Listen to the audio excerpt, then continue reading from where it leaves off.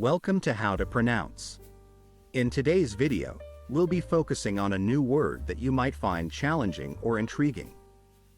So without further ado, let's dive into today's word, Milhojas.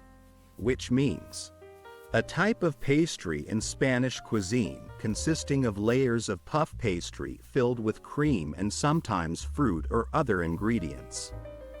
Let's say it all together. Milhojas. One more time. Milhojas. Now let's split the word into syllables and then pronounce each syllable one by one. Milhojas. Thank you for joining us on this adventure in pronunciation. Remember, language is a journey, not a destination. Keep exploring, experimenting, and expanding your linguistic horizons. We'll see you next time.